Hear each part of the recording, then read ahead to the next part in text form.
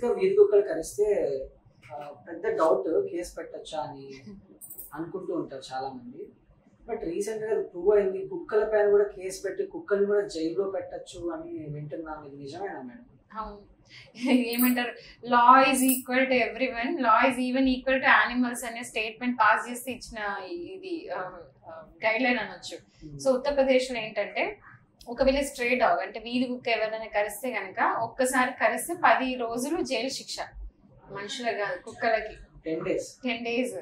So బయటికి వస్తే ఒక బయటికి 10 days జైలు శిక్ష. ఒక్కసారి కలిస్తే 10 days. ఒకవేళ 2 bites అబౌవ్ అట్లా పోతూ ఉంటే ఏంటంటే లైఫ్ ఇంప్రిజన్మెంట్ అంట, అంటే కుక్కలని శాశ్వతంగా జైల్లో పడేయడం. ఇప్పుడు మొన్న సుప్రీంకోర్టులో ఒక వర్డిక్ట్ వచ్చింది. నాకు కూడా అనిపిస్తుంది, జైల్లో పెట్టి ఫుడ్ పెట్టి పెంచేస్తారు కదా, అట్లీస్ట్ టైంకి ఫుడ్ దొరుకుతుంది.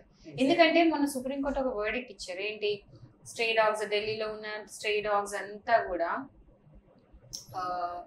తీసుకెళ్లి షెల్టర్ హోమ్స్ లో పెట్టడం అని ఏదో ఇచ్చారు. షెల్టర్ హోమ్స్ పెడతా అని పేరుకే, కానీ షెల్టర్ హోమ్స్ కనీసం ఫుడ్ కూడా పెట్టారు. అవి ఒక కుక్క ఇంకొకటి ఖర్చుకొని చాలా బ్లడ్ అవంతా ఎంతో మంది డాగ్ లవర్స్ వెళ్ళి చూసినప్పుడు షెల్టర్ హోమ్స్ లో సీక్రెట్ గా దొంగతనంగా వెళ్ళి చూస్తే కుక్కలు అన్ని ఇట్లా బ్లడ్ గారుతూ చాలా దీన అవస్థలో చూసి చాలా మంది హర్ట్ అయ్యి అసలు ఏం చేస్తుంది కోర్ట్ అని చెప్పి చాలా అగేన్స్ట్ కి వెళ్ళినారు. సో దాని తర్వాత ఒక వర్డిక్ట్ వచ్చింది, మనం చూసినాం. బట్ దానికంటే నాకు బెటర్ అనిపించింది. ఎందుకంటే అట్లీస్ట్ కరిసే కుక్కల్ని మాత్రమే టార్గెట్ చేస్తున్నారు.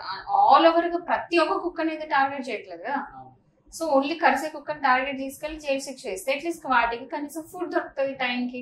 అండ్ అవి వాటి తగ్గట్టు ట్రీట్మెంట్ లేదా వెటనరీ డాక్టర్స్ తోని వాటికి సంబంధించిన ఏ జాగ్రత్త తీసుకొని తీసుకుంటారు. సో ఆలోచించి తీసుకున్న నిర్ణయం అని అనిపించింది నాకు.